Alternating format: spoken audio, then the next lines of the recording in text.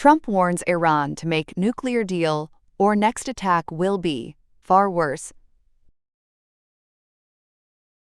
China relaxes visa rules for UK citizens on PM's trip to Beijing. Trump weighs Iran strikes to inspire renewed protests, sources say.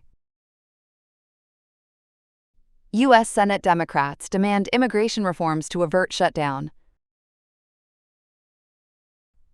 EU set to put Iran Revolutionary Guards on terrorist list. U.S. President Donald Trump has issued a fresh warning to Iran, urging Tehran to negotiate a nuclear deal or face a much stronger American military response. In a social media post, Trump said Iran must come to the table and agree to a deal ensuring no nuclear weapons. He warned that time is running out and that any future U.S. attack would be far worse than previous strikes. Trump also confirmed that a U.S. naval armada, led by the aircraft carrier USS Abraham Lincoln, is now positioned near Iran. Iranian officials responded with sharp warnings of their own. Senior advisor Ali Shamkhani said any U.S. military action would result in Iran targeting American and Israeli interests, as well as their allies. Foreign Minister Abbas Araghchi added that Iran's armed forces are ready to respond immediately and powerfully to any aggression. At the same time, Araghchi said Iran remains open to a fair nuclear agreement, but only without threats or coercion, and insists its nuclear program is for peaceful purposes only. China has agreed to allow visa-free travel for British citizens on short visits, marking a major step in improving UK-China relations during Prime Minister Keir Starmer's visit to Beijing. Under the new policy, British passport holders will be able to enter China without a visa for stays of up to 30 days. Starmer described the move as a win for British businesses, saying companies have been eager for easier access to the Chinese market.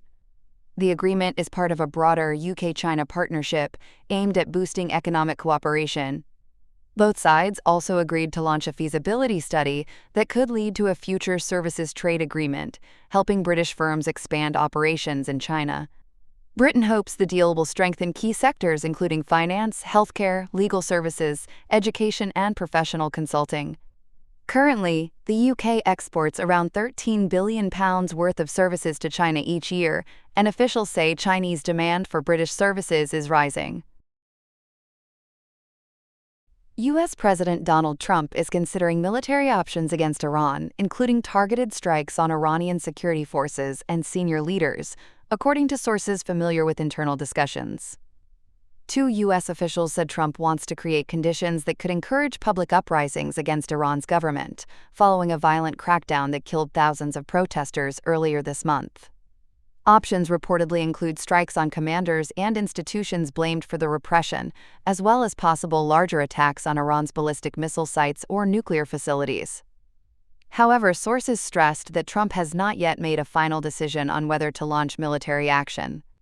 The recent arrival of a U.S. aircraft carrier and supporting warships in the Middle East has expanded Washington's ability to act, after Trump repeatedly threatened intervention over Iran's crackdown. Arab and Western officials briefed on the discussions warned that military strikes could backfire, potentially weakening Iran's protest movement rather than strengthening it. Senate Democrats are pushing for significant new restrictions on federal immigration agents, setting up a high-stakes confrontation with the Trump administration that could trigger a partial government shutdown as early as this weekend. What Democrats want: immigration agents such as ICE and Border Patrol to stop wearing face masks during operations. Mandatory use of body-worn cameras and visible identification. Agents to follow the same use of force standards that apply to local police departments. Requirement that agents obtain judicial search warrants rather than internal Homeland Security approvals. Senate Democratic leader Chuck Schumer says his party will not support extending Homeland Security funding through September without these reforms, directly linking the issue to the controversial immigration crackdown and recent deaths during enforcement operations in Minneapolis. European Union foreign ministers are expected to approve a decision Thursday to designate Iran's Islamic Revolutionary Guard Corps, or IRGC, as a terrorist organization. The move comes in response to Iran's violent crackdown on anti-government protests in January, in which thousands of people were reportedly killed. EU Foreign Policy Chief Kaja Kallas said the decision sends a direct message to Tehran. "If you act as a terrorist, you should be treated as a terrorist," she told reporters in Brussels. The designation would place the IRGC in the same category as groups such as Al-Qaeda, Hamas, and the Islamic State. The IRGC is Iran's powerful ideological military force, created after the 1979 revolution to protect the ruling system and enforce its Islamist doctrine. Its Basij volunteer units have played a central role in suppressing recent protests. The decision is largely symbolic, but politically significant. France and Italy, which had previously opposed the move over concerns for European detainees in Iran and diplomatic ties with Tehran, have now agreed to support the listing.